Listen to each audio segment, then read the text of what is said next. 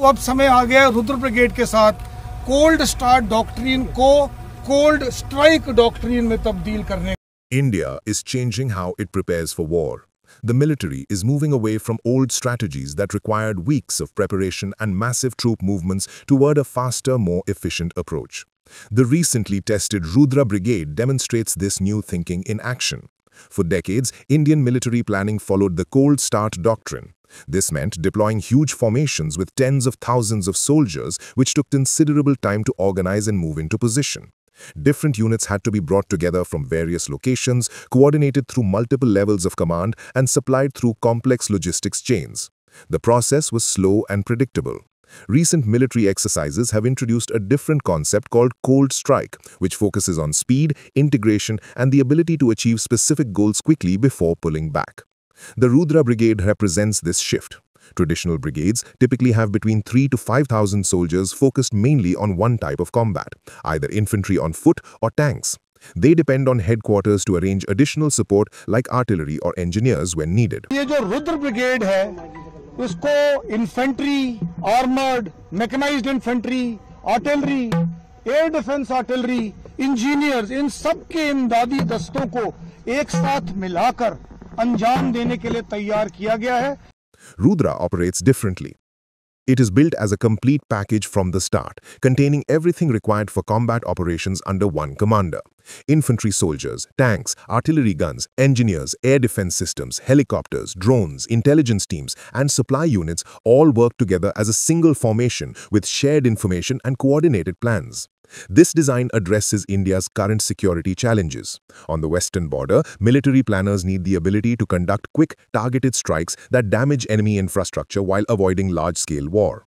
On the northern border, forces must be able to move rapidly through mountainous terrain and accomplish objectives before the enemy can bring in reinforcements. In both situations, being fast and precise works better than gathering enormous armies over long periods. The brigade includes several types of units working together. Infantry battalions fight on foot, clear buildings in towns, and hold captured territory. Mechanized infantry ride in armored vehicles alongside tanks, moving quickly to seize important locations. Tank units provide heavy firepower and can break through enemy defenses rapidly. The brigade uses modern T-90 tanks and upgraded T-72 tanks, with some Arjun tanks available for specific types of terrain. Artillery support comes from multiple systems. Pinaka rocket launchers can hit large areas to suppress enemy forces and destroy their artillery positions. Heavy 155mm howitzers deliver accurate fire over long distances. Some of these guns are lightweight enough to be airlifted into mountains, while others are powerful Indian-made systems. The brigade also uses loitering munitions and armed drones that can search for targets, confirm what they find, and attack without putting soldiers at risk. Engineers keep the brigade moving forward. They clear minefields, build temporary bridges over rivers and gaps, remove obstacles blocking roads, and strengthen defensive positions.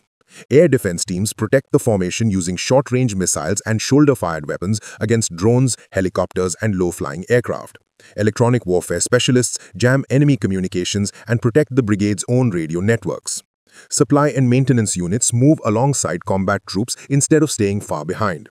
They provide fuel, ammunition, medical care, vehicle repairs, and equipment recovery right where fighting happens. This prevents delays and keeps operations moving at high speed. Army helicopters add another dimension to the brigade's capabilities. Attack helicopters armed with cannons, rockets, and missiles provide fire support directed by controllers embedded with frontline troops. Utility helicopters transport reconnaissance teams and deliver urgent supplies. The brigade coordinates closely with Air Force jets for precision strikes on critical targets and uses airborne radar platforms to see deeper into enemy territory. All these elements connect through a digital battlefield management system. Information from ground radars, drone cameras, patrol reports, and sensors feeds into a common picture that commanders across the formation can see. This allows quick decisions based on current information rather than outdated reports traveling up and down command chains. Exercise Akhand Prahar tested these capabilities in realistic conditions. The brigade assembled quickly from scattered starting positions, moved at night, breached obstacles while under simulated fire, coordinated artillery and drone operations against multiple targets, captured objectives using combined tank and infantry teams, and consolidated positions before repositioning. These drills proved the formation can accomplish limited objectives within tight deadlines and then withdraw or relocate before enemy long-range weapons or political pressure changes the situation. The Rudra Brigade reflects India's adaptation to modern warfare, which is fast-paced, politically sensitive, and heavily dependent on technology. Instead of planning for massive battles of attrition, the military is developing formations that can strike quickly, achieve specific goals, and control how conflicts escalate. The brigade gives political and military leaders realistic options that can be executed within narrow time windows, representing a significant change in India's approach to defending its borders.